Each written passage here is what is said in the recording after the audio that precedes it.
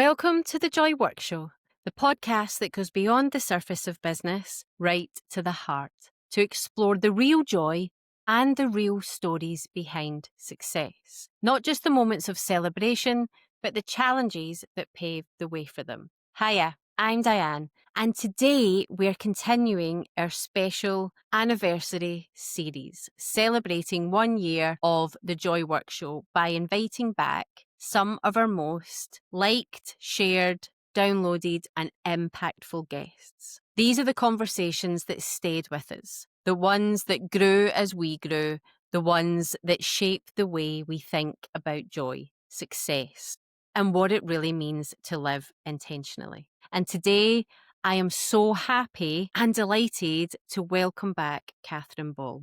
Kathryn is a life coach with a way of seeing the world that feels both grounded, real, and liberating. In her first episode, we talked about the power of being heard, the importance of connection, and the courage it takes to challenge the rules and not believe in the shoulds.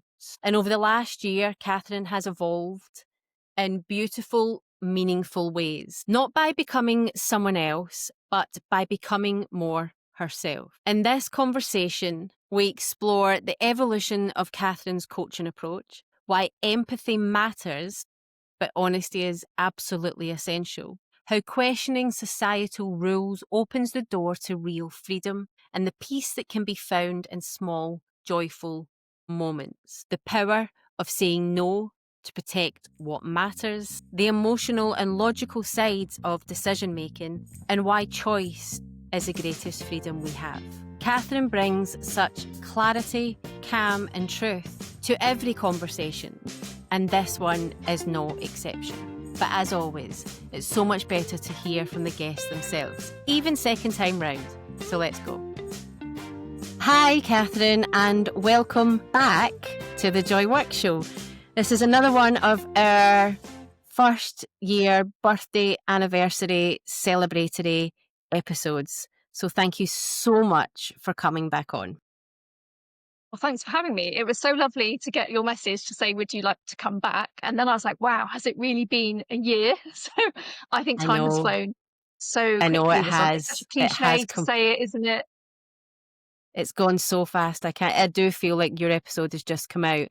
So for anybody who wants to go and hear Kathryn's first episode on the Joy Work Show and find out all about Kathryn's story, who she is, what she does, and how she got here, you can find that was episode 9 of the Joy Work Show, and it was January the 2nd of this year, 2025, and it's titled Embracing Life Coaching, A Journey to Authenticity with Kathryn Ball. And there were so many things that stayed with me from that episode, and I'm sure the same themes are going to come back up for us in this conversation too.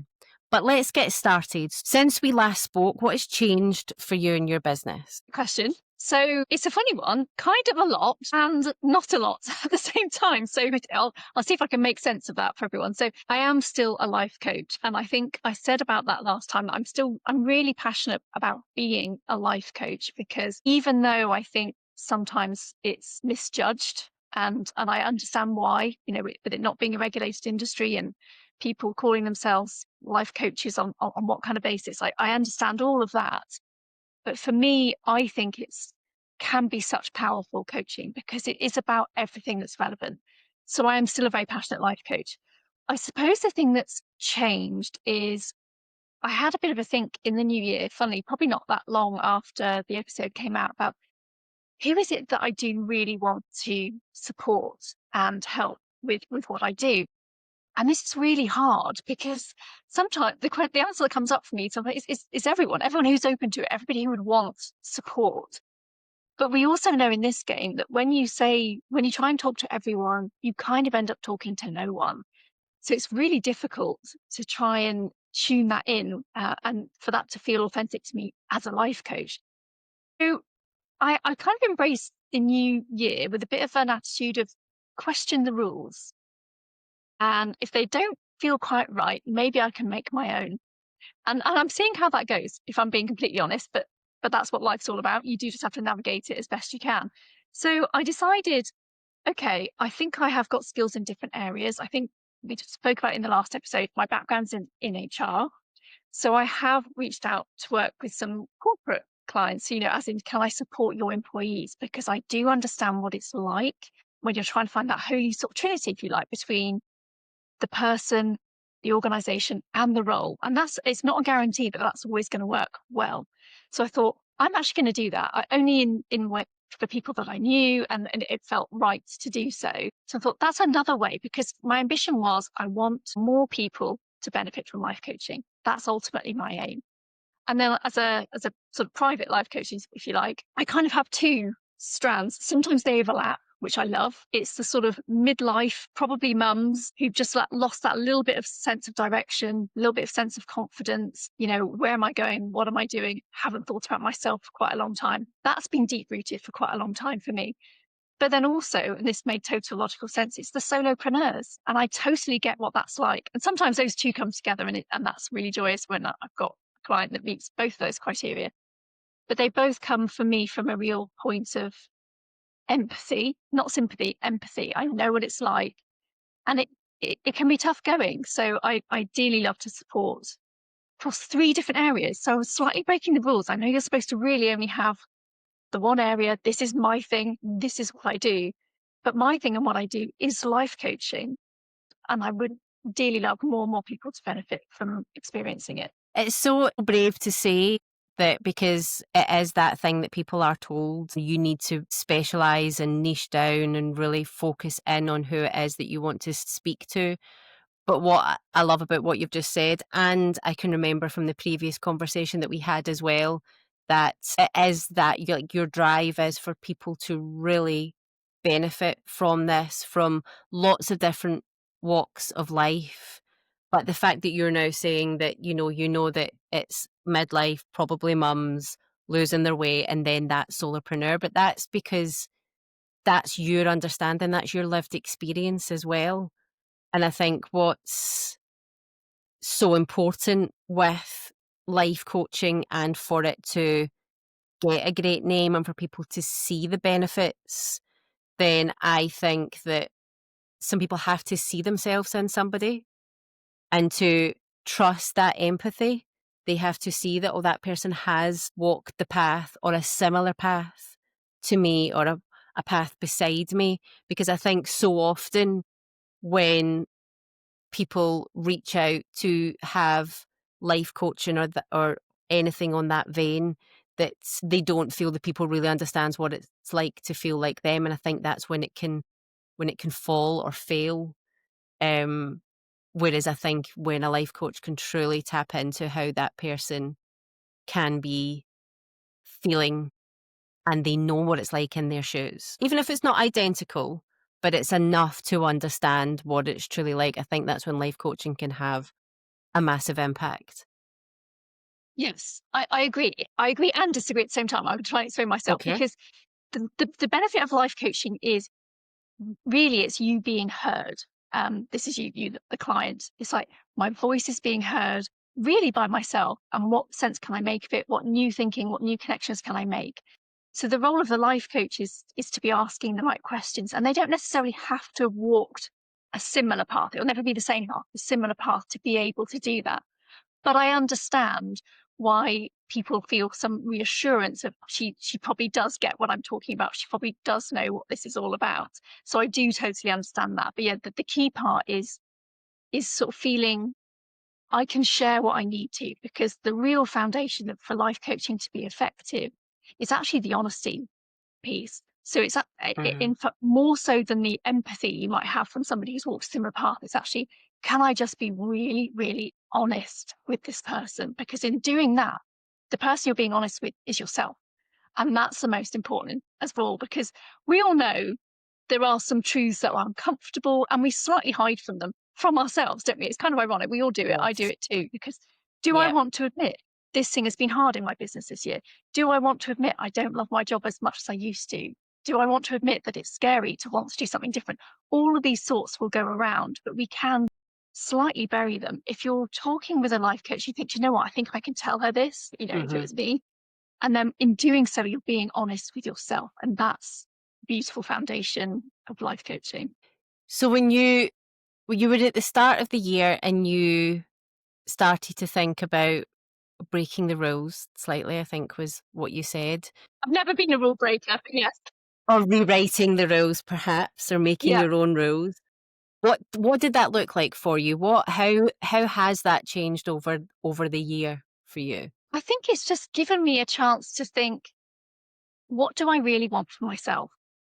And that's the other thing. Sometimes it's the really simple questions that we forget to ask. So they don't get answered. So if you don't ask them, they don't get answered. So for me, it was like, what do I want things to look like? And when we start to think a long way down the line, that can feel really hard to reach as well. So it's kind of like, I'll work backwards. I'll just break it down. Does this start to feel right? Can I at least trust the process that I'm heading in the right direction? And it's okay to reevaluate as you go because nothing in life is certain or guaranteed. And that's regardless of what decision you make. So it's like, can I just keep evaluating as I go? Did this feel right? Was that worth it? And I'll keep shifting. And that to me feels really in alignment because I'm always encouraging clients to take bold, brave action because I know it's scary. So I've got to do it too. It just felt much more like, I've been around the block a little while now as well. And, we were talking about this a little bit beforehand, the landscape has changed a bit out there. Yes. And I don't have the same kind of connection with social media that perhaps I used to. I do see that things have shifted. So I'm like, okay, I don't want to be totally dependent on that. I want to be talking. I have my own podcast. I love talking with other people on their podcasts. What else is out there that still feels authentic and I can still try and get my message across? And it might not be a message everyone wants to hear. That's totally fine. The idea that I don't really have this kind of totally narrow niche, that's, breaking that rule, but it feels okay to me, and that's where it has got to feel okay. Otherwise, when your heart's not quite in it, it doesn't you won't be making those decisions and taking those actions that you want to. No, exactly. Exactly, and it is finding that, and I'm hearing the social media thing a lot at this precise moment in time, both on the podcast and other conversations that I'm having, and people, and it is just it's allowing ourselves those ebbs and flows because what we wanted a year ago might not necessarily be the same. The big vision might be, the 5 year, the 10 year, the big goals might be, but how we get there might look slightly differently to us now. And we did have a conversation before that, it is allowed that we can change our minds. We can change our direction slightly. We are solopreneurs, entrepreneurs, business owners, and that is within our capabilities and allowance that we can do that and make different decisions. It doesn't change the fact of how much we want to help people, the businesses we want to build, the impact and the income that we want to earn. All of those things can still be in aligned and still be in our vision, but we can grow because we learn things, don't we? We're not static human beings. I hope I continue to change. Yes, sometimes it's scary and we have to do big, bold, brave things. But I hope I continue to change because that's where the excitement is and that's where the growth and the learning and all the good stuff is. So has your priorities really shifted then this year? Yes, I suppose in the sense, like I said, I started out with this key aim of I want life coaching to be more far reaching. I thought, well, if I want that, what's the part that I can try my best to play in it? I'm not saying that I'm trying to drag people into life coaching, but I will continue to talk about it as much as I can in the positive light in which I know it, because I do understand that there's a whole raft of people out there. It's such a growing industry. Even back 5 years ago when I qualified, it was booming then, and I think it's continued to do so, which is Hmm. probably both a good thing and possibly not quite such a good thing. Because there are so many of us out there. But the good news is that means there probably is a good coach for you out there if you haven't found them yet. I might not be a good match for someone, and that's fine Hmm. because we'll be doing us both a disservice if we weren't a good match for a coaching relationship. But when you do find someone, and I've worked with quite a few different coaches for different reasons and in different circumstances, it's just so brilliant to be able to, this is my chance to be heard, to offload, to get some new thinking that I'm struggling to come up with on my own. Because that's things, have you ever, I'm sure we've both been in the same situation where, you think yourself round in a full circle and you end Yeah, up back where you started. That's often yeah, what can happen when you're stuck exactly. in your own thinking. Daily. I think it's also that thing with coaching, and I think what people have to understand, and I think something I had to learn very, very quickly was that the best people, human beings, business owners, entrepreneurs, all have help. There is nobody out there who's doing it on their own. Everybody has a coach, a mentor, a therapist, many people in their life who help them do the amazing things they do on a daily basis. If you think of a person who you think, I would love to be them, have their life, I think they're amazing, what a life and business they've built, they haven't done it themselves. And I think there's too many people still, as business owners, are like, well, I am not worthy or I am not good enough unless I am doing it myself. I'm living as the CEO of my business, CEO of my life, and therefore if I say that I need help or I can't cope or then that means I'm less than or I'm a failure and that isn't true. God, so yeah, absolutely. That message really saddens me because I think all of us benefit from support and help. I mean, we're not meant to be solo species, we rely on connections, relationships. If you think about the strength and motivation you have around you often comes from, I'm doing this for my family. It's about all those relationships you have around you. And the other side to that is when we see all these people that we admire, yes, we see their success. Of course we do, and we admire it. But that just hasn't landed overnight and without some bumps in the road and hardships and challenges and learnings and all those things. It's just we forget all of those, even though that person probably willingly shares it and they want to talk about their journey. We think, oh, but they are successful. And that's where we land and think that's for them and perhaps not for me. It's like, well, actually, it doesn't have, don't have such polarized thinking because all humans are flawed, all humans are imperfect, and we're all just navigating life as best we can. And it would be great, I think, to reach a point where I think life coaching is probably more widely accepted and day to day, even in perhaps America than it is perhaps here in the UK. The idea of using a life coach. I had someone once say to me, I'm embarrassed to come to a life coach. She actually said that to me. I didn't take offense, but I think she saw it as some kind of a life coach. You mean it's not even like a business mentor where I want to talk about Mhm, business strategy. I'm like, we can talk mhm. about whatever you like. That's okay. It's she just had this idea of if I'm talking to a life coach, it just mean does that mean my life's just gone wrong, but you can't live it for me? What am I doing with this conversation? Where am I going? It's like, it's okay. Don't worry about that. We will talk about what we need to talk about in the context of your life. And I just love people to have more of that understanding about life coaching. Well, it's definitely something that we can learn from the Americans, I think. Because I think if you went to America, and certainly in the big cities, you would be hard pushed to find somebody who didn't have a life coach, a therapist, something along those lines. Like to them, it's like, why wouldn't you do that? You go to the doctors, you go to the And dentist, you go to the person who helps support your mind. And I think that we're absolutely mental that we don't have that and it's not part of our everyday lives but I suppose it's that American dream, being better, making yourself better, celebrating yourself. Whereas in yes, Britain, we're not very good at that. We're not very good at no, the we do the celebrating being ourselves. hard. Yeah, we do the being hard on ourselves. We do the being self-deprecating, all of that kind of stuff. We're really, really good at that. We could do with being a little bit better at the other stuff about acknowledging that we're allowed to want more. That's okay. It feels like that's the forbidden thing to acknowledge that you want more. But the more is what you define it to be, not like, oh, I must climb this Exactly. career ladder because that's the one that I'm on. You might notice that you like the look of the ladder next door, and that's okay for you to want to switch ladders, all sorts. I mean, there's nothing that's off the table. I think that's it. And I think that's a really important message because one thing that I speak to lots of my clients about that is part of my messaging in my business, and certainly I've spoke about in the podcast in the last 24 hours, never mind over the last year, is that you can have success look how you want it to look. You can define what that is, and what is success to me might be completely different success to you. And when we think about women, some women's success is, I want to make sure I can do the school run. And if I can build a business that allows me to do that and bring money into my household, that is a majorly successful business to me.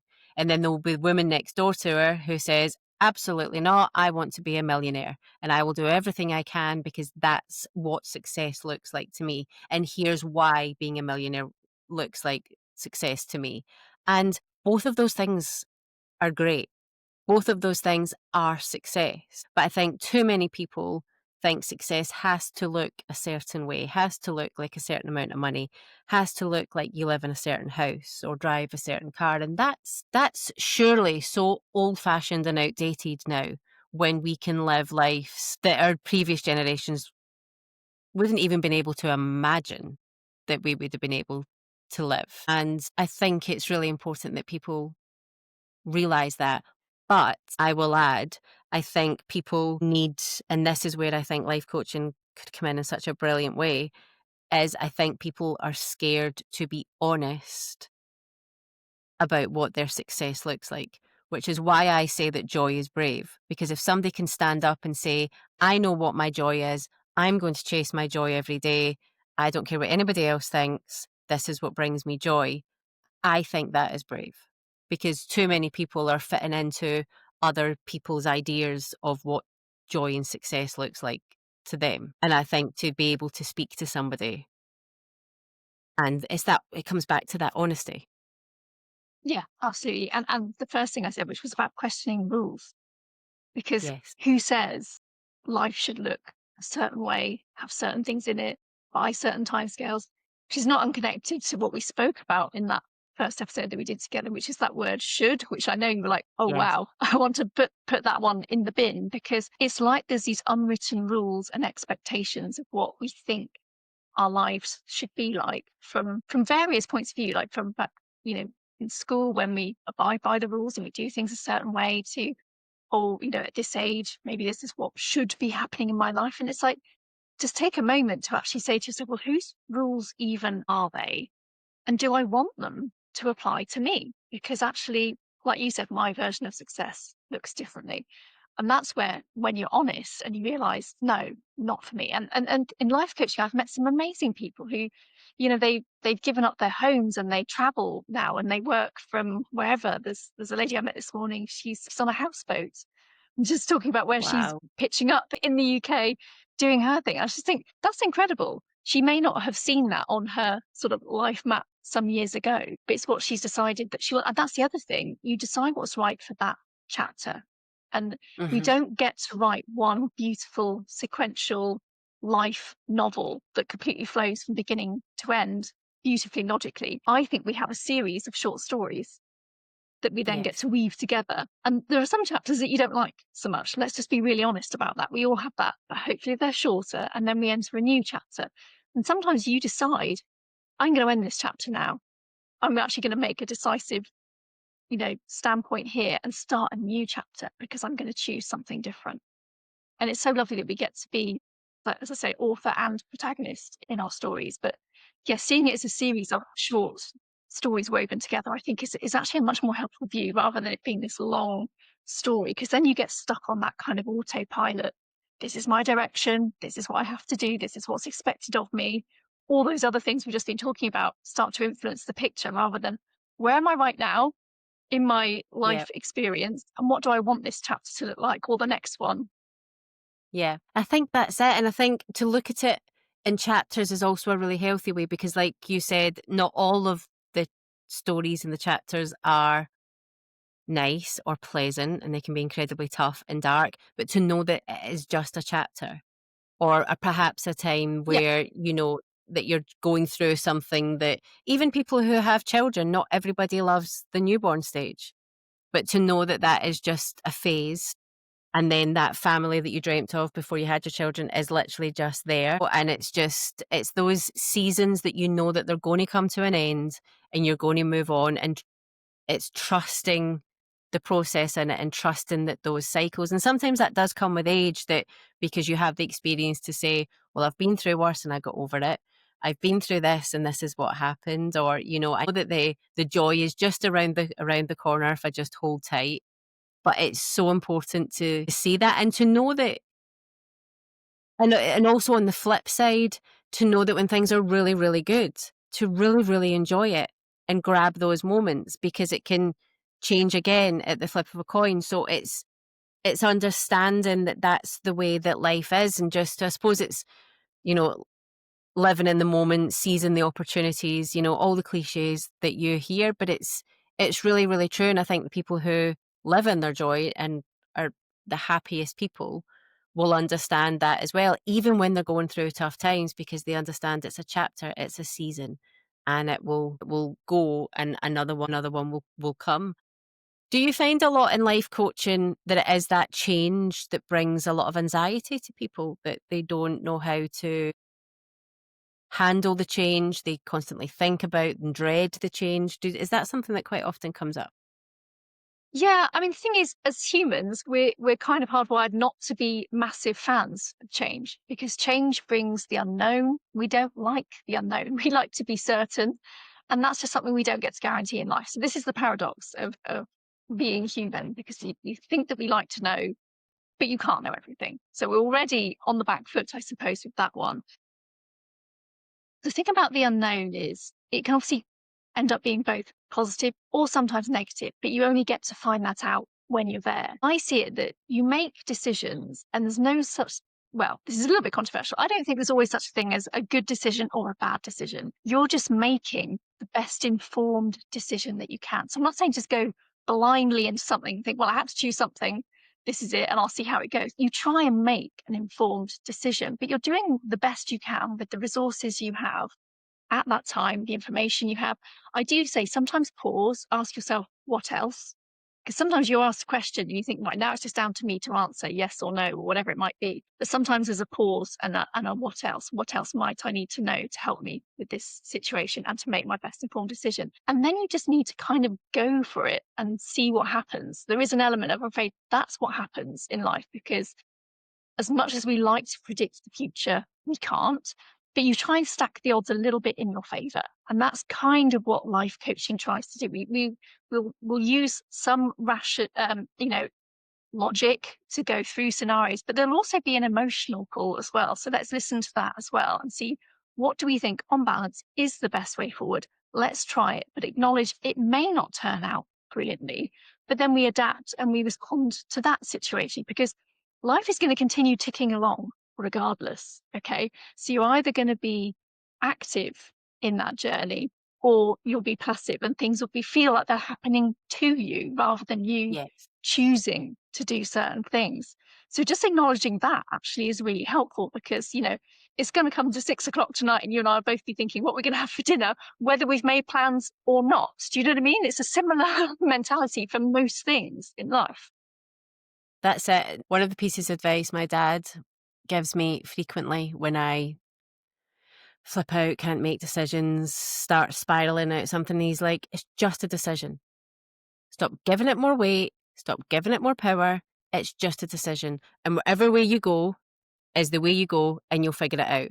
So even if, like, I loved when you said there, like, there's no right or wrong decision, but even if it turns out, let's not use the word wrong, even if it doesn't work out the way you hoped or planned once you've made the decision, it's figure outable. You can not fix it, but you can move forward with it, and you can then change, and then you can ebb and flow. And, so that always sticks with me when I am trying to make a decision and flipping coins and rolling dice and doing all the things to try and test how I feel about it. And I'm like, it's just a decision. Why am I, making it more powerful than I just need to make the decision one way or another? Um, and that's what we do. Flip coins in this house, though, to test, test how Do you know how what you. though? Well, I was going to say, it's interesting you said that about flipping the coin, because actually, if you do that and it lands on the side and your heart sinks, that's telling you something. You probably then know, I need to do the other thing. So there's Yeah, there's well, that's nearly exactly always, why we. yeah. That's exactly why we do it, because then you know how you feel about it. Whereas before you might be like, oh, but what about this and what about that, and giving your pros and cons and everything else. Whereas you flip a coin and, like you say, if your heart sinks, you're like, oh, I really want to do the thing or not do the thing, as the case may be. You don't always do what the coin says, but the coin tells you how you Yeah. feel, which Yes, is exactly. yeah, it's always something that we do in this house. Thinking about joy and you following your joy, and I know you're somebody that does absolutely kind of follow their heart and follow their values. Do you think that definition of joy and your feeling to it has evolved over the last year? That's a good question. I think for me, I have tried to make sure two things actually. One is that in a day, I will try to look for it. So that is the active part. I will, if I need a bit of a pick me up, I will look for something that I know is going to cheer me up. And that sounds really simplistic, but that's the good news is often the simple things are the best and they are a good solution to a situation. And then the other thing is to respond to it. So that's the more reactive part. So just appreciate what is around you, what is happening that is good as well. So I think in two parts, because it's one of those things that can be easy to lose sight of. We do have what's known as a negativity bias in humans, particularly in adults, because we have life's knocks and experiences that has, you know, our confidence takes a knock and all those kind of things happen. And we can dwell in negativity. We all know that. It's why, like a restaurant might be much more likely to receive that critical review than someone who takes the time to leave the positive review. That's just an example. Yes.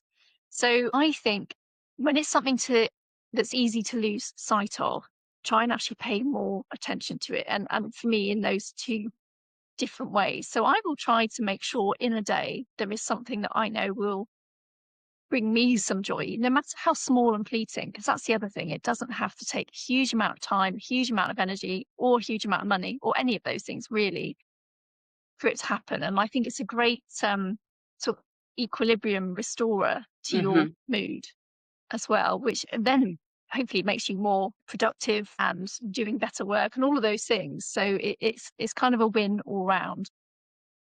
Absolutely. Absolutely. As if anyone has listened to this podcast at all or me speaking anything, joy doesn't come naturally to me, which, with having a joy over my community, my podcast, everything else, it's a choice, and it's a choice every day. I can very easily fall into the kind of character of sad in the Inside Out movies.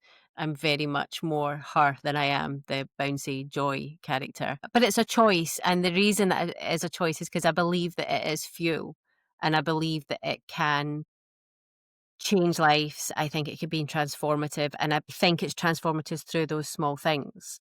I think Yeah. it can, like you said, it's like if you're looking for it every day, then you will find it, and you'll start moving away from that lack and the feeling that things are happening to you, not just that something has happened, but it's happening to No, you. And the further you can get from that, yeah, the I'm more old better. school than you. I know I like that you drew upon that character. I was talking about just a couple of months ago, Tigger and Eeyore, because I knew I Yes, was being Eeyore-ish.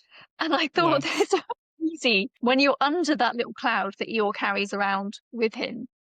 It's very easy to stay under it. And it's also, I'm not saying you have to try and then flip from Eeyore to Tigger. I mean, let's be honest, you couldn't get much more polar opposite. But can you be a bit Tigure, perhaps? Have a yes, little bit yes. of both to create that balance, because balance is something I'm such a fan of. I literally was talking to someone about this morning. It's one of my core values. I like to see it in quite a healthy and positive light because it's acknowledging the good and the bad, the dark and the light, the Tigger and the Eeyore. Not that I'm saying Eeyore is bad and Tigger is good necessarily, but it's about they're both probably going to feature, but how much sort of sway will I allow Yeah. one to have over? And it's easy to get in Eeyore land and kind of stay there, but actually Well, the thing you look is, it's through so experience. easy Yeah, for me to, like, I could get up every morning as Eeyore and stay there. And there's some days that I do. But then you look and you think, is that how I want my life to look? Do I want to have my life with this little dark cloud over it all of the time? Or do I want to know what it feels like just sometimes to be able to jump like Tigger? Not all the time. It's not part of my Yeah, personality, but I want to know what that feels like too. You yeah, know, and I guess that's the beauty of life, and I guess that's the thing, but I don't think people fully understand that it can be a choice. You can decide to definitely. wake up in a day and think, "I'm gonna go outside," and instead of being Eeyore and thumping along the path and everything's terrible, I can look up and go, "Isn't it a lovely day?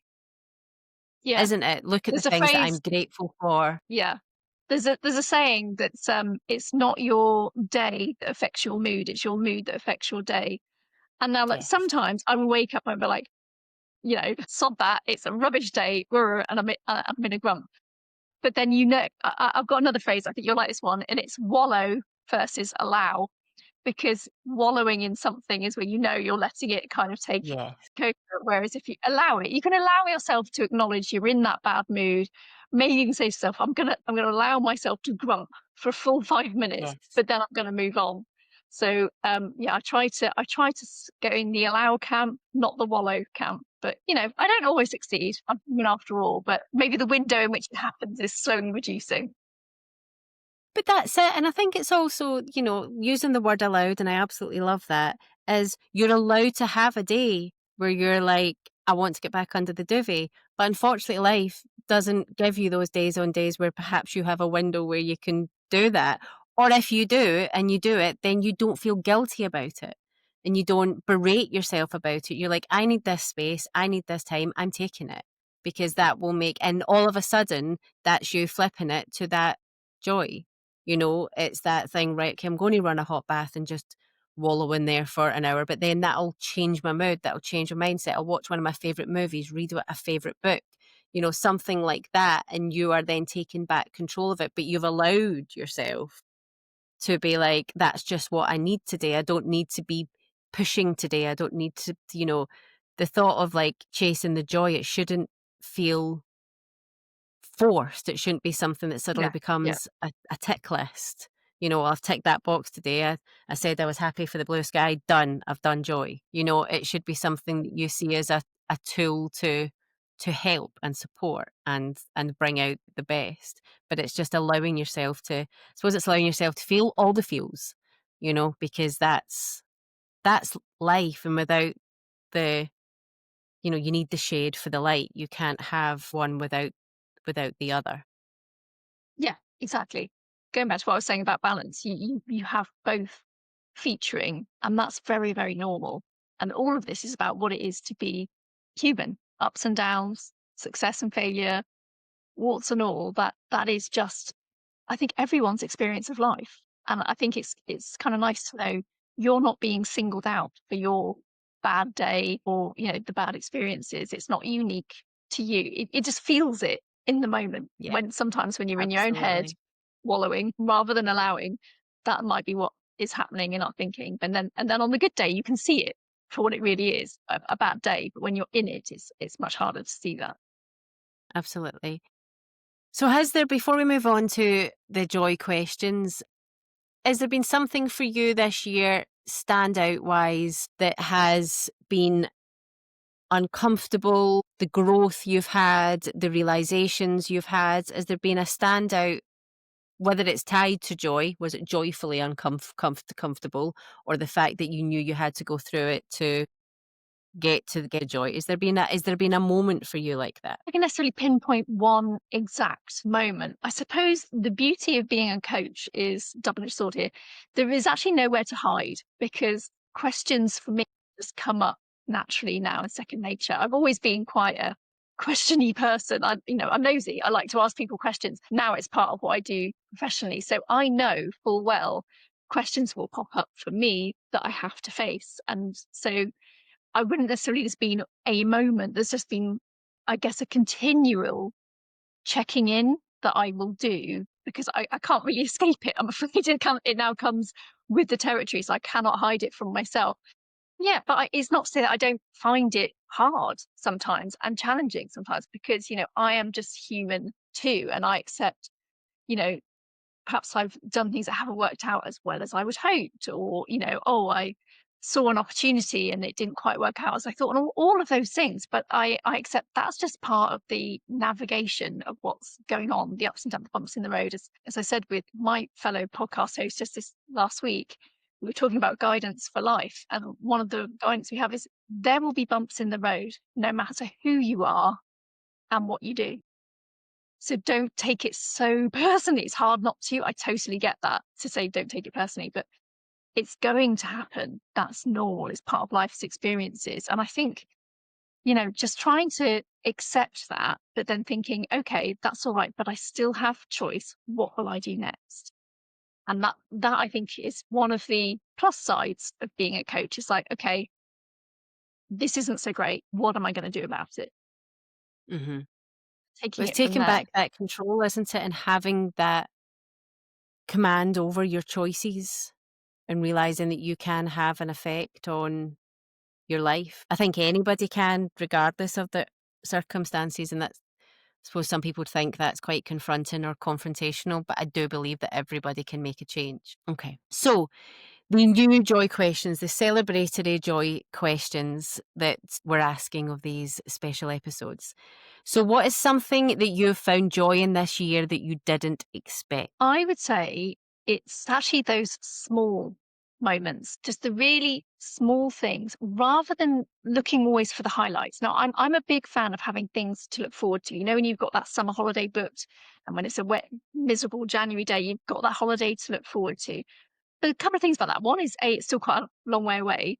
And B, we can then sometimes create quite a lot of pressure for that holiday to perhaps be this magical and joyful time, rather than just what it perhaps will be, which is it might have some ups and downs. There might be delays at the airport and the hotel doesn't look quite as it did in the brochure and all that kind of stuff.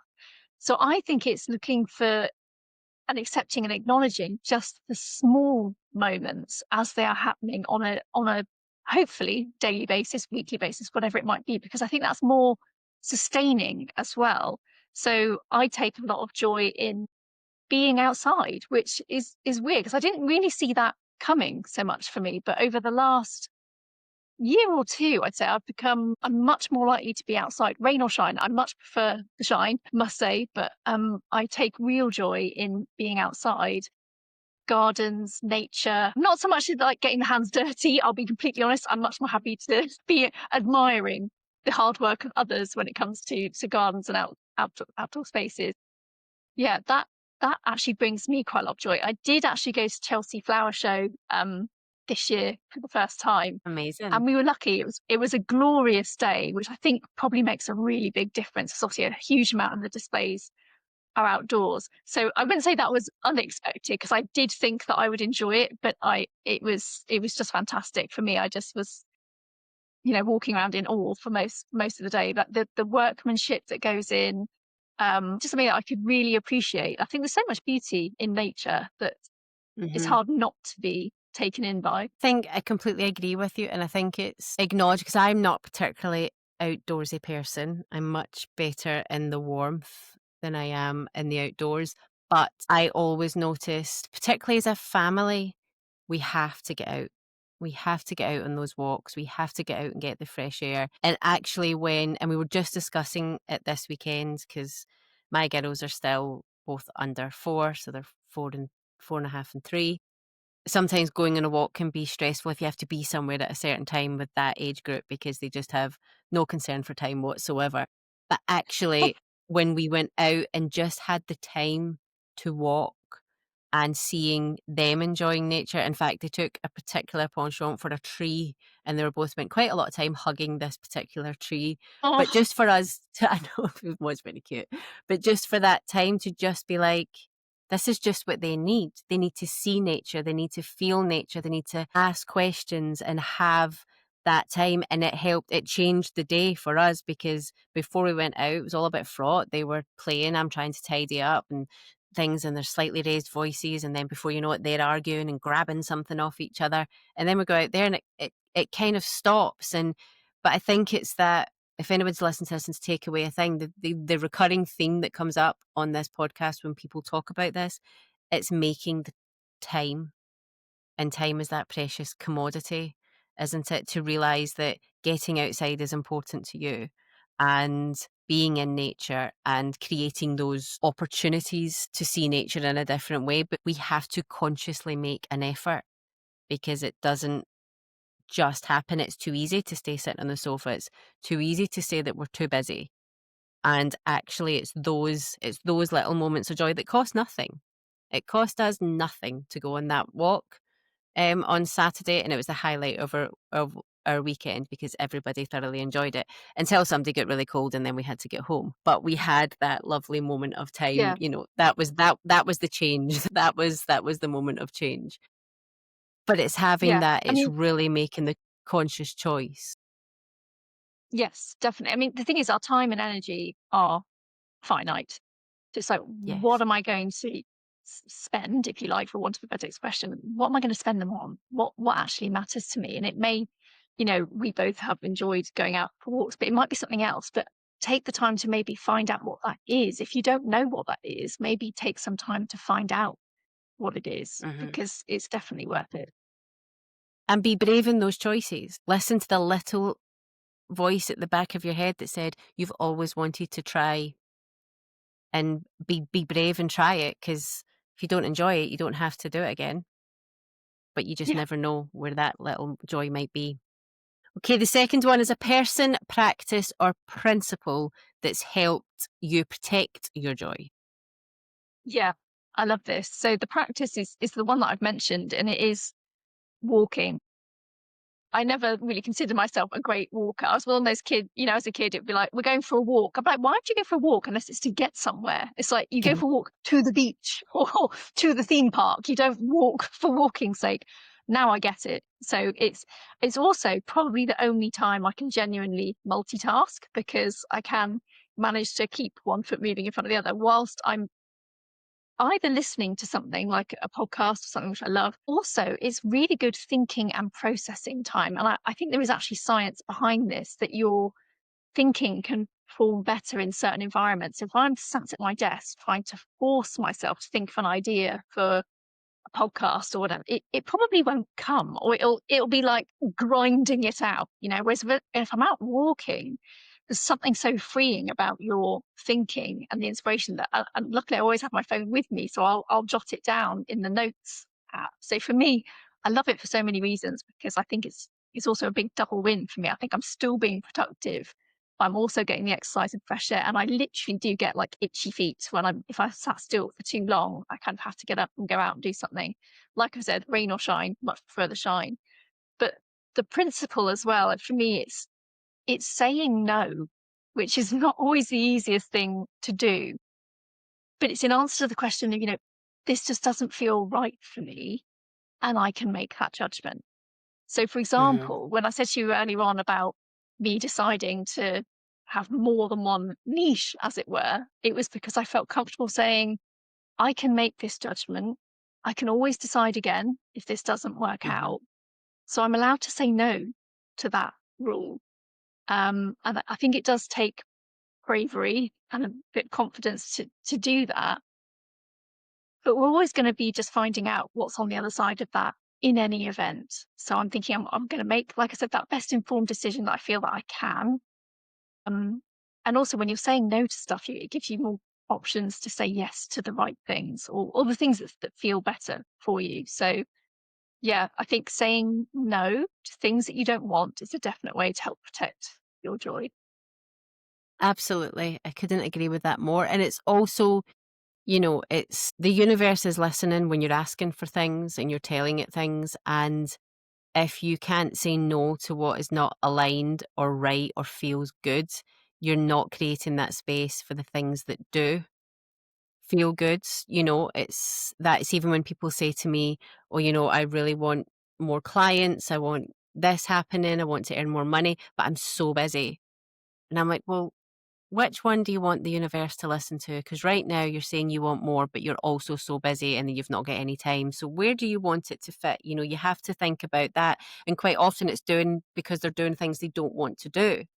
So in that way of saying no to those things, even if it's things within their own businesses, sometimes we create the things that we say no to ourselves. It's not just saying no to an external person or thing, or sometimes it's saying no to ourselves, that no, I'm not doing that anymore because it's not bringing me enough money, it's taking too much of my time, it's not bringing me any joy. And I think we think of no as always as an external, whereas actually sometimes it's within ourselves that we have to make those no decisions. Yes, definitely. Okay. And the last one is the thing that you're leaving behind and the thing that you are carrying forward into next year's journey, into 2026. Okay. So yes, I was thinking about this, and to the best of my ability, because as we said, we're human, we can Yep. often fall back, but I would love to leave comparisons behind. It's for two reasons. One, because it's quite a well-known phrase, the thief is no, comparison is the thief of joy. I'm sure you've Yes. probably heard of that one, but I Yes. think that's actually very true. But it's also pointless, and it's hard to accept that actually it is pointless. But it's for two reasons really, because you're comparing with someone who isn't you, so that's already not going to quite work because it's a different. You can only live your life in your body from your perspective, your experiences. And then there's something that you're comparing. It's only part of the picture anyway. You'll never have the complete understanding of perhaps what it took. If you're say you're admiring someone else's success and you're thinking, I feel inferior compared to this person, Hmm. because that's the other thing, we will compare ourselves negatively more likely. And it's not going to be the whole picture. At what cost was it? And what is that a Hmm. cost that you're actually prepared to pay? Comparison just is, I think, fruitless. It's also very human to do, unfortunately. So that's why I said we'd try our best to leave it behind, because, yeah, for those reasons, it's just sort of a road to nowhere. It's basically what I say about comparisons. And the thing to take forward is, as I know I've mentioned it already, but I think there's always more we can do, is to break or at least question the rules, because there will be more and more rules that pop up, these unwritten rules that perhaps you're making mean something more than they are to you, or that you're coming across and thinking, I need to apply this to me because society says, or this is the latest trend. What, there might be stuff around the corner we don't even know about, but don't be afraid to question it, and if necessary, break it. So that's what I would be taking forward. I love both of them. I really, really love both of them. And here is why. One, I completely agree with the statement, comparison is a thief of joy. And it might be something that's said a lot, but often the things that are said a lot is because they are incredibly true. And I think comparison is really dangerous. It's not. I think it can have a really negative effect on mental health. I think it can have I think social media has played a huge part in that. And what I try and remind everybody of is that we're seeing highlight reels. Even if there's lots of accounts now that are really authentic and sharing dark sides of life through illness, through challenges, through tough times, and they're being as honest and transparent. It's still a highlight reel, because they'll still be editing and choosing the bits that we see, even if you look and think, oh, goodness, they're really sharing their health journey, for example, and you're seeing the warts and all, but it's still an edited highlight to what you really don't know what their day-to-day life is like. It's the only way you know what somebody's day-to-day life is like is if you live in their house with them. And I think that we really need to remember that. And we don't know their backstories. And quite often we see people at a certain level of success because that's when we come across them, because all of a sudden they're incredibly visible, but we don't realize they've actually been trying to be visible for 10 years previous to that. And we're just seeing them when they're getting to that peak. So I think it's just needing that constant reminder that nobody is exactly like you. And there could be people that have walked, a parallel path to you. There'll be people who have the same health problems as you, same children, the same age, similar businesses, whatever it may be, but they're still not you. And one thing is, we are all different. That is one of the beauties of being human. And I think that's where comparison can be very, very dangerous. And rules, I love rules. Kind of when I was younger, thought I was kind of fly by the seat of my pants kind of gal. As I've got older, I've realised that I love rules. But the reason I love rules is because I think that people like having structure, this is the way things are done, this is what I need to do, this is how certain things need to be done. But what I love about what you're saying and what I completely agree with, just because there is a rule there doesn't mean it doesn't need to be questioned. It Yeah. goes back to that, if we always did what we always did, we'll always get what we always got. It doesn't mean that rules can't change and be flexible and be questioned. And it doesn't mean that every rule will suit everybody. Yeah. So I So by think all means, rules, keep the ones that work. Yeah. By all means, if a rule works, but if it yes, doesn't, don't feel obliged to keep it. yes, yes. Unless it's a law abiding rule.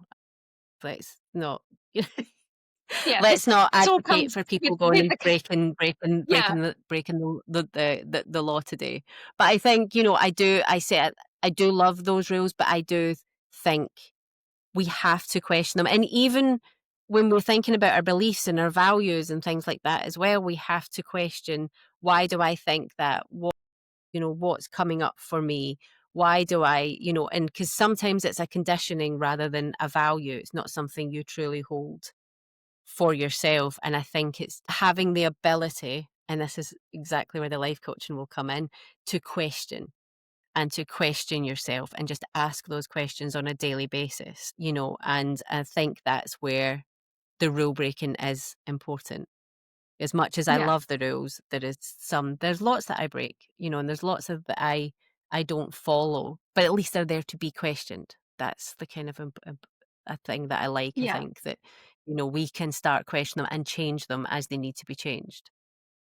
Yeah, it's sort of those unwritten rules is kind of what I was alluding to. But I mean, Yes. the you have to be a decent person and do no harm. I think let's keep that kind of ring fence and be Yes. a law-abiding citizen.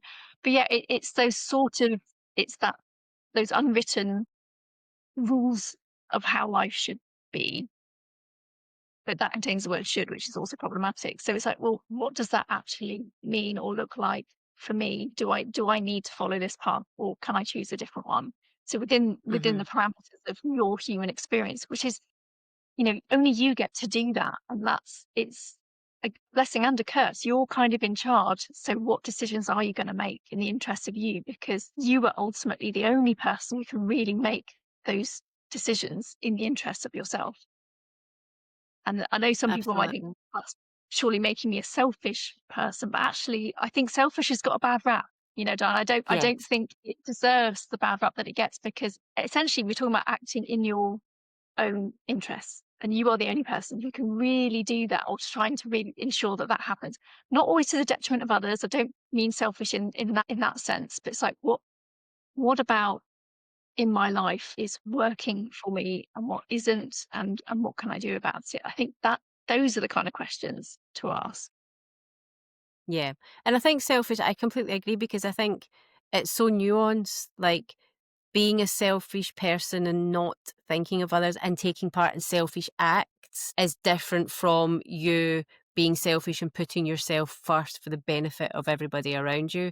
It's a very nuanced conversation, I Yeah. think. And I think there's lots of people who would benefit from being more selfish. And there's also lots of people who benefit from being less selfish. But again, it's not a bad word or a bad thing. It's just bad in how it's used. Yes, exactly. Exactly. So if people want to come and find you, Kathryn, and connect with you and find more about you, where do they do that? So I have my website. People can absolutely contact me through there. It's not very imaginative. It's KB, which is my initials, kbmindfulcoaching.com. I'm also mostly on LinkedIn where people find me. It's Kathryn E. Ball. It's a tricky one because people spell my name. It's Kathryn, Kathryn. People love to stick an E in there quite often, but I'm afraid there is no E, but hopefully people will find me. Well, all the links will be in the show notes. You'll be able to just go and click away, and not worrying about any spellings, and just go straight and find Kathryn and find out about all the wonderful work that she has done, is doing, and will do in the future. Now, before you go, obviously in the last episode, I asked you about your joy legacy. What would your joy legacy be now? It may be the I same, it think may be different. Yeah, no, do you know what? I don't remember what I said last time, so maybe that's a good thing. It would be ironic if it was Yeah. the same, but it's actually something we've been talking about, and I suppose that's the beauty. All of this is kind of wrapped up together. It often is when it comes to life coaching. And it's this idea of, do you remember you have a choice? It's never too late to make a new choice as well. And that includes how we define success, which I know you spoke about as well. And it's not always the big dramatic stuff either. I think people think it's always to do with the big momentous life decisions. We're talking about choices, but no, the daily ones, how I'm going to speak to myself, what I'm going to allow myself to want, what am I going to pay attention to, who do I want to be spending time with, what am I going to say yes to, what am I going to say no to. All of those are like daily choices that are going to impact your today and your tomorrow. So I think remembering that that's the case, and even though we're going to go through times when we feel stuck and that things are messy, that's okay. It's just a case of finding, asking those kinds of questions to remember the choices that you do have. And it's quite grounding, I think, to remember that. And that's the legacy I'd like to leave behind. I love that. And actually, that's a very practical legacy. So you can literally rewind and listen to those questions, write them down, and you'll be able to ask yourself those questions every single day. And I think that's a mini life coaching session right there in those questions, because choice for me is really up there. And I think I say this on a lot of podcast episodes, but I'm going to say it again, is that I used to poo-poo the word freedom a little bit, and that I didn't quite believe that anybody got to have freedom as such until somebody said to me, you do realise that choice is the greatest freedom you will ever have. And stopped me in my tracks. And ever since then, I've been like, yeah, I absolutely want freedom, because I want freedom to choose what tomorrow looks like. And I think that's really important. And those questions will really help people practically to be able to see Yeah, what that choice can look like. good. I'm glad. Thank you so much for coming back on the Joy Work Show. I've absolutely loved having a conversation with you again, and it took a little twists and turns there, which was really, really good. So thank you so much, Kathryn. Oh, thanks for having me. What an amazing conversation that was thoughtful, grounding, and deeply human. Kathryn has a way of reminding us that joy isn't something we chase, it's something we notice, and that it's the smallest shifts in awareness that can change the way that we move through our entire lives. My 3 takeaways that I want you to carry with you from this episode are: joy lives in the small moments. This is something that comes up on the podcast time and time again. You don't need a highlight reel to feel fulfilled. It doesn't need to be the big showy moments. It's the everyday moments, the cups of tea, the walks, the conversations. This is where joy settles first. Number 2, the honesty is the foundation of everything. Empathy matters, but actually it's honesty with ourselves and others that unlocks true growth and true change. And number 3, that choice is your greatest freedom. But actually, through Kathryn's lens, it's the choice to say no, the choice to set boundaries, the choice to question the rules and wonder if it's something you should be doing, the choice to live a life that actually reflects your values. Kathryn, thank you so much for coming back and sharing the wisdom, the change, the evolution that you've gained over this past year. Your perspective is a breath of fresh air, and your reminder to stay awake to the small joys is one we all need. And to you listening, thank you for celebrating 1 year of the Joy Work Show with us. I would love, if you haven't already, for you to subscribe so you don't miss any of these anniversary episodes, but you also don't miss all the great things we're going to do in 2026. It takes 2 seconds, it costs you nothing, and you can just do it by clicking the little alarm, the like, the subscribe button wherever you are listening or watching to us. I hope you have lots to take away from today's episodes, and I'll see you in our next anniversary conversation.